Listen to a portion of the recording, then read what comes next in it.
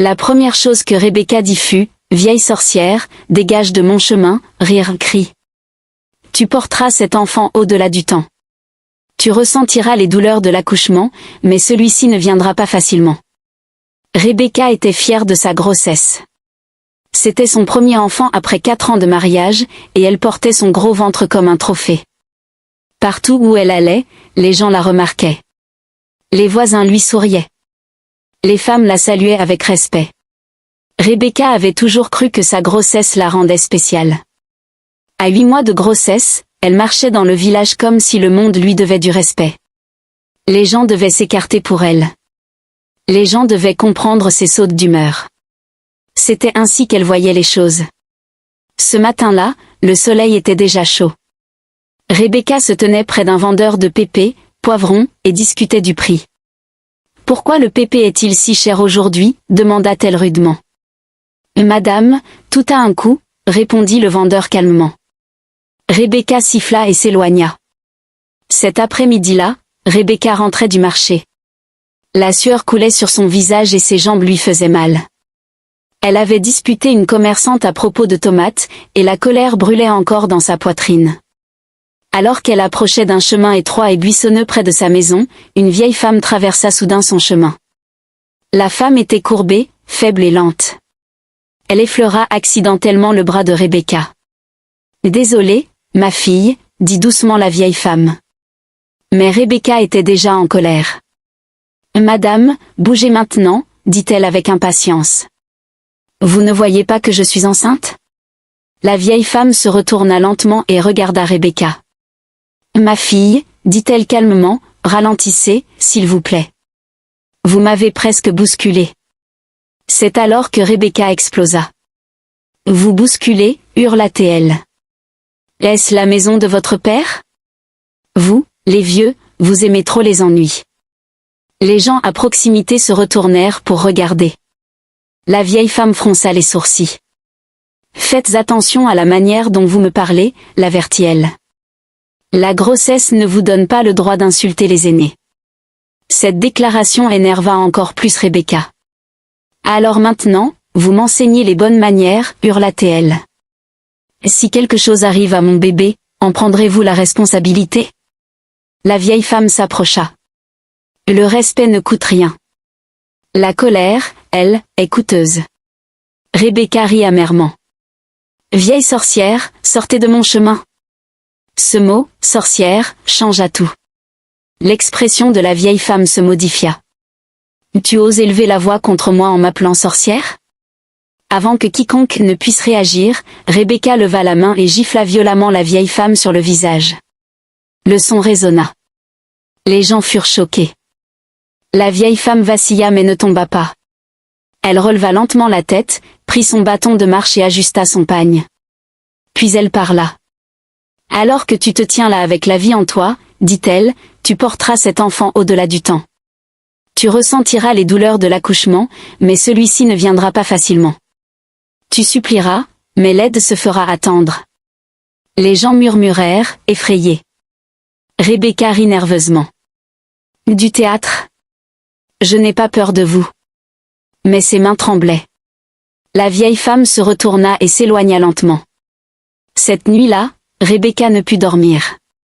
Son bébé bougeait plus que d'habitude.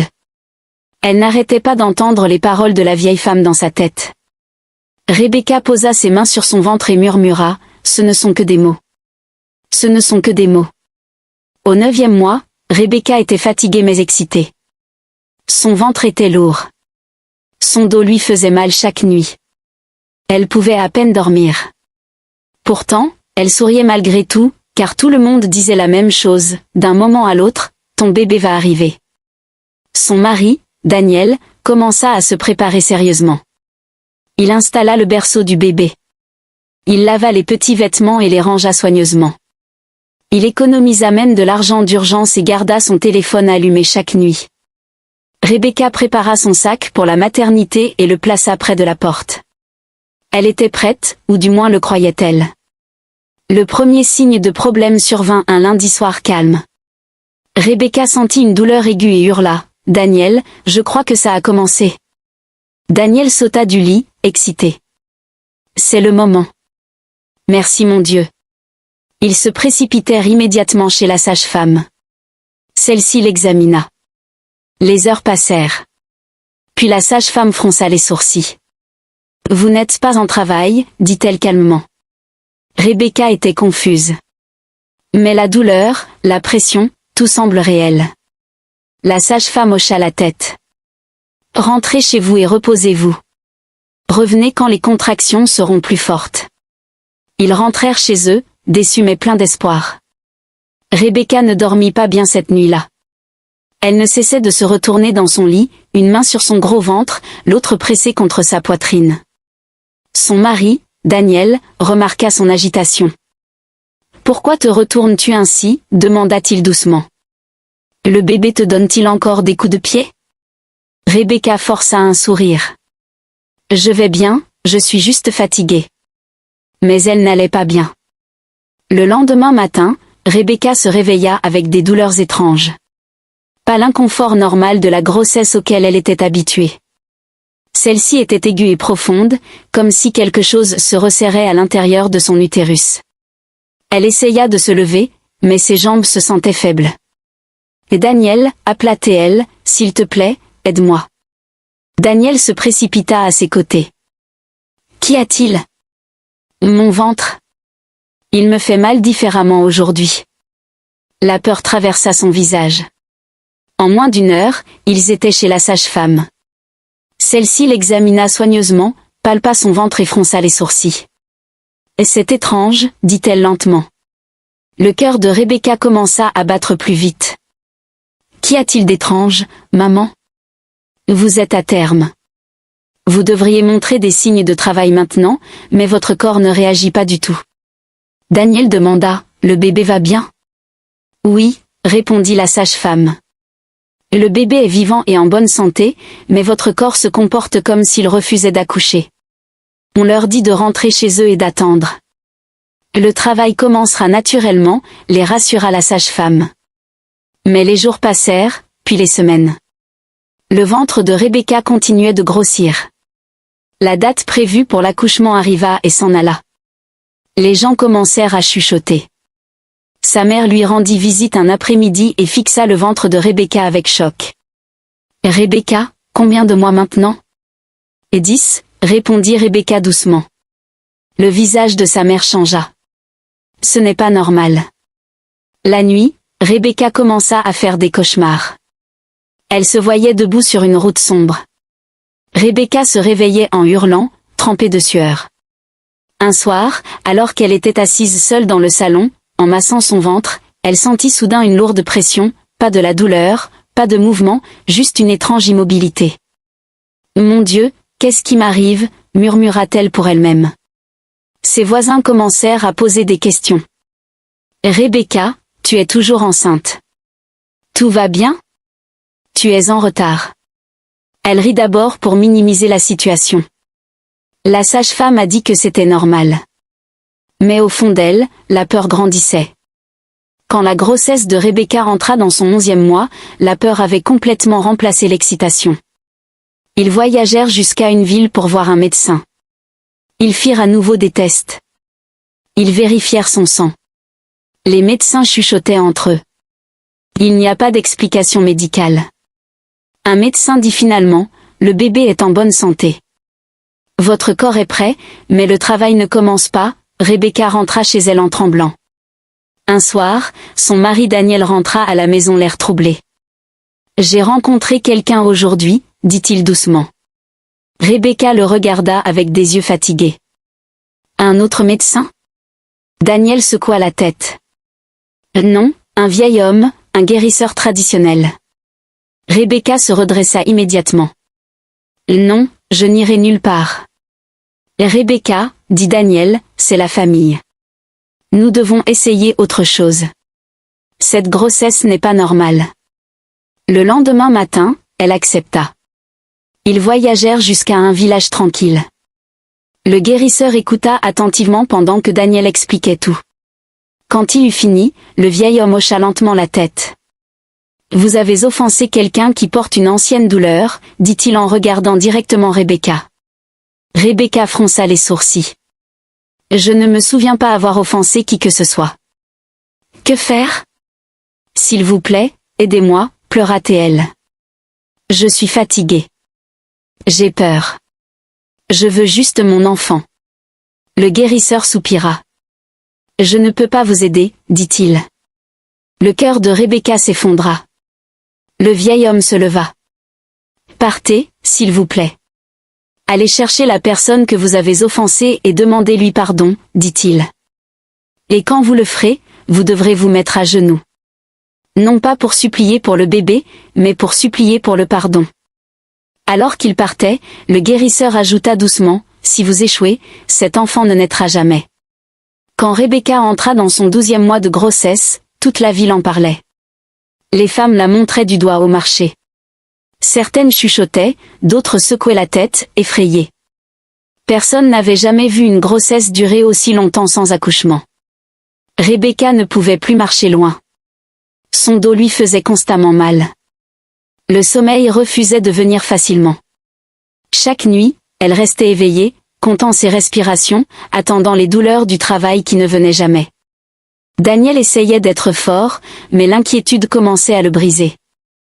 Nous sommes allés voir plusieurs sages-femmes, 2 guérisseurs traditionnels, 2 hôpitaux, dit-il un soir, sa voix fatiguée. Nous avons fait des échographies, des tests, des prières. Les médecins disent que le bébé est vivant, mais ils ne comprennent pas pourquoi rien ne se passe. Les yeux de Rebecca se remplirent de larmes. Je sens le bébé bouger, murmura-t-elle. Mais c'est comme si quelque chose nous retenait. Cette même semaine, leur belle-mère leur rendit visite. Elle observa Rebecca attentivement, puis posa une question qui fit taire la pièce. Rebecca, as-tu offensé quelqu'un pendant cette grossesse? Rebecca fronça les sourcils. Je ne sais pas, mentit-elle rapidement. Je ne crois pas. Le lendemain, alors qu'elle était assise tranquillement dans sa chambre, son téléphone sonna. C'était Madame Hélène, son ancienne voisine, la même femme qui avait essayé de l'arrêter le jour où elle avait giflé la vieille femme. Rebecca, dit doucement Madame Hélène, j'ai voulu te parler. Rebecca soupira.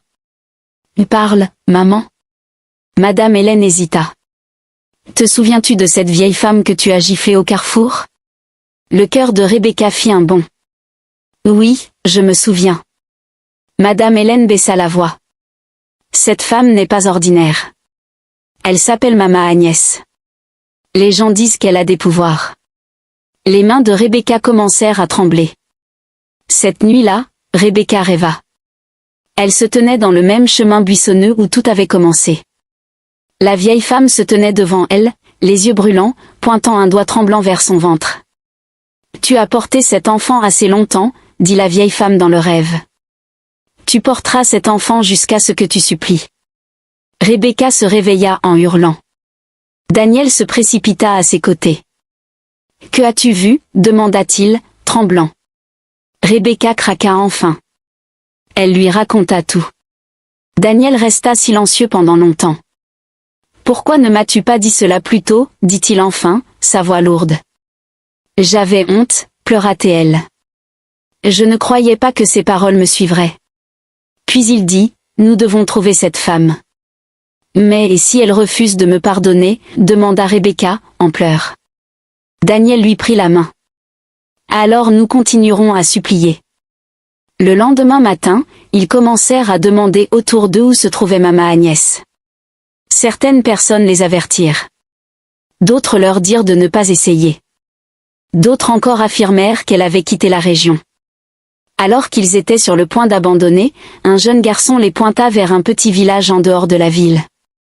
C'est là qu'elle habite maintenant, dit-il. La route vers le village de Mama Agnès était longue, poussiéreuse et silencieuse. Rebecca était assise à l'arrière du vieux bus, une main sur son ventre, l'autre serrant fermement son sac à main. Ses yeux étaient gonflés d'avoir trop pleuré. 13 mois de grossesse, et toujours pas de bébé, juste de la douleur, de la honte et de la peur. Les gens dans le bus ne cessaient de regarder son ventre. Certains chuchotaient, d'autres secouaient la tête. Elle entendit une femme murmurer, « Oh, celle-là, ça ne passe pas, fais attention. » Quand elle descendit enfin du bus, le village semblait vieux et oublié. Des maisons en terre, des sentiers silencieux, de grands arbres se balançant lentement, comme s'ils l'observaient. Elle demanda à un petit garçon, « S'il te plaît, où puis-je trouver Mama Agnès ?» Le garçon regarda son ventre, puis pointa silencieusement vers une maison solitaire près de la brousse. Ses jambes tremblèrent alors qu'elle marchait. Chaque pas lui semblait comme une marche vers le jugement. La maison de Mama Agnès était petite et sombre. Pas de clôture, pas de fleurs, juste le silence. Rebecca se tint devant la porte pendant longtemps. Ses mains tremblaient. Puis elle frappa. Pas de réponse. Elle frappa à nouveau, plus fort cette fois. La porte grinça et s'ouvrit lentement. Mama Agnès apparut. Le moment où Rebecca vit son visage, toute sa force quitta son corps. Elle tomba à genoux. « Je suis désolée », pleura Rebecca bruyamment. « Je suis tellement désolée. S'il te plaît, pardonne-moi. » Mama Agnès ne dit rien. Rebecca rampa en avant, pleurant de manière incontrôlable. « Je ne savais pas. Je ne savais pas que ma bouche et ma main détruiraient ma vie. Je t'ai giflé par orgueil. Je t'ai moqué parce que je pensais être meilleure. » Elle se frappa la poitrine, remplie de regrets. « Et s'il te plaît, j'ai porté ce bébé pendant 13 mois. Je ne peux pas dormir. Je ne peux pas marcher correctement. Les gens se moquent de moi. Mon mari m'évite. » Elle serra fermement les pieds de Mama Agnès. « Je te supplie. Pardonne-moi. Si je meurs ainsi, s'il te plaît, ne laisse pas mon bébé mourir avec moi. » Mama Agnès parla enfin. Sa voix était calme mais lourde. « Lève-toi, Rebecca. » Rebecca ne bougea pas. « Lève-toi » répéta Mama Agnès. Rebecca se leva lentement, tremblant violemment. « Tu ne m'as pas giflé parce que tu étais en colère, dit-elle. Tu m'as giflé parce que tu te sentais puissante. » Ces mots transpercèrent le cœur de Rebecca. « Tu m'as regardé et tu n'as rien vu. » Rebecca s'effondra à nouveau. « Je le sais maintenant, » murmura-t-elle. « Trop tard. » Mama Agnès soupira profondément. « Je te pardonne, » dit-elle doucement. « Tu peux partir. » Alors que Rebecca rentrait chez elle, l'espoir et la peur se battaient dans son cœur. Serait-ce la fin de ses souffrances ou le début de quelque chose de encore plus douloureux? La nuit où Rebecca entra en travail, la pluie tombait abondamment, comme si le ciel lui-même pleurait avec elle. Rebecca hurla alors qu'une autre contraction aiguë la frappait. Son corps tremblait. La sueur couvrait son visage. Son mari, Daniel, paniqua alors qu'il la conduisait en hâte à la petite clinique de leur ville. « Docteur, s'il vous plaît, aidez ma femme », cria-t-il. Les infirmières emmenèrent Rebecca à l'intérieur. Les heures passèrent. La douleur empirait. Rebecca avait l'impression que son corps se déchirait. Elle hurla, pleura et supplia. « Je suis désolée », cria-t-elle entre les larmes. « Je suis désolée pour tout ce que j'ai fait de mal. Mon Dieu, s'il te plaît, pardonne-moi. » Quelques minutes plus tard, Rebecca hurla une dernière fois, et un cri de bébé remplit la pièce. Un cri fort et puissant. Rebecca s'effondra en arrière sur le lit, pleurant des larmes de soulagement. Daniel tomba à genoux, remerciant Dieu. Les infirmières regardèrent, choquées. Après 13 mois, le bébé était enfin arrivé, mais la joie n'effaçait pas la leçon. Rebecca appela son enfant Grâce. À partir de ce jour, Rebecca changea. Elle devint humble.